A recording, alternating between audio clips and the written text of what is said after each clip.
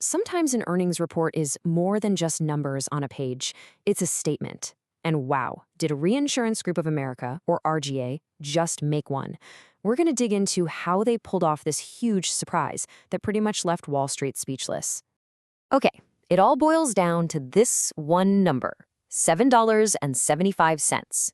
That's what RGA posted for their operating earnings per share in Q4 2025. Now, just kind of lock that number in your brain for a second, because when you see what everyone thought they were going to do, well, that's when things get wild. I mean, just look at that difference. Wall Street was expecting $5.86 a share. RGA comes in with $7.75. Folks, that's not just a beat, that is a complete blowout. We're talking almost $2 whole per share higher than anyone predicted. And get this, it wasn't some fluke. This was actually their second record-breaking quarter in a row. So, of course, the big question is, how did they do it? I mean, reinsurance is a super complex business. How on earth does a company pull off a quarter like this? All right, let's dive in and unpack the strategy that made these incredible numbers happen. All right, first things first. Let's pull back and take a look at the big picture here. What's the high-level story behind this monster quarter? Okay, before we get too deep in the weeds, let's make sure we're all on the same page. What even is reinsurance, right? The simplest way to think about it is it's insurance for insurance companies. Seriously. So when your regular insurer takes on a huge risk, they turn around and sell a piece of that risk to a bigger company like RGA. It's how they protect themselves. And that's RGA's game, managing these massive risks all over the world. And that all over the world part, that's absolutely crucial. This wasn't just some lucky break in one market. The CEO, Tony Chang, he put it perfectly. He said it was about strength across our businesses. So from all their different insurance products to their teams in different countries, the whole engine was just humming. So if the whole engine was humming, what were the actual parts that were working so well? Let's pop the hood and really look at what was driving these amazing results. Okay, so the company basically broke it down into 4 key things.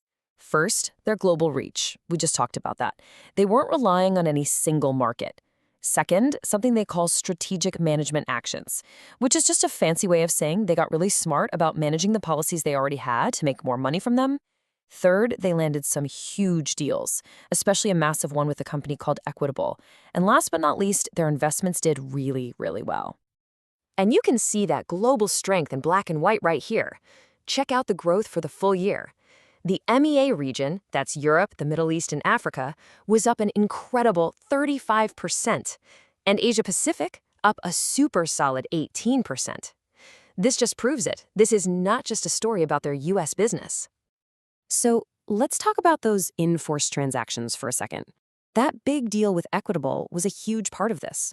What happened was RGA basically bought a huge chunk of existing insurance policies from them. And they did a great job bringing that block of business on board.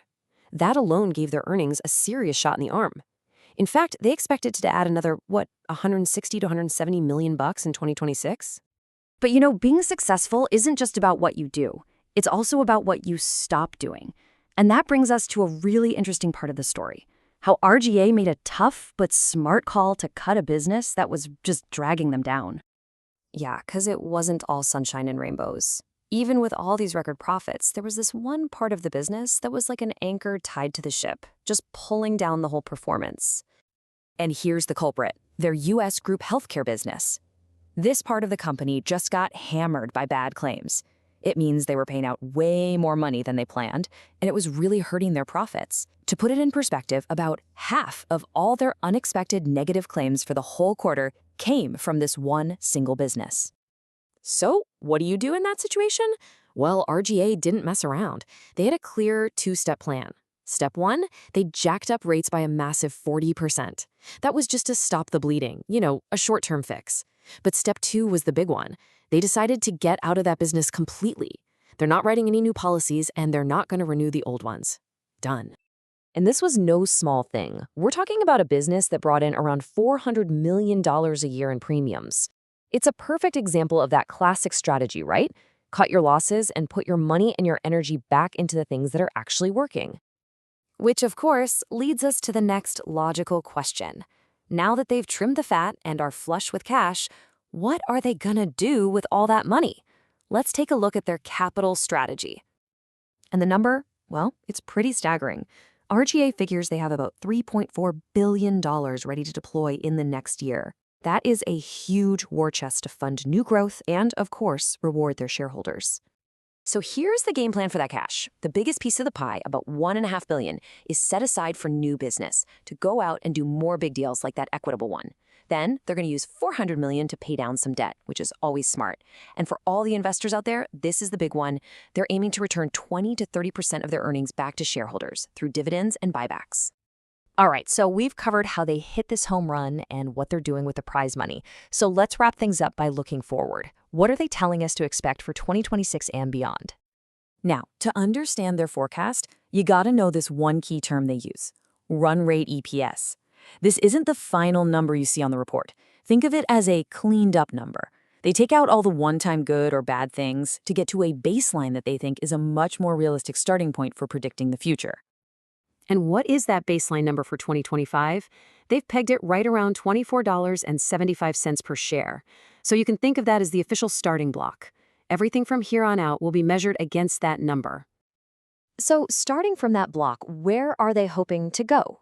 Well, they're targeting a really solid 8 to 10% growth in earnings per share every year for the next few years. That's pretty much their core promise to investors.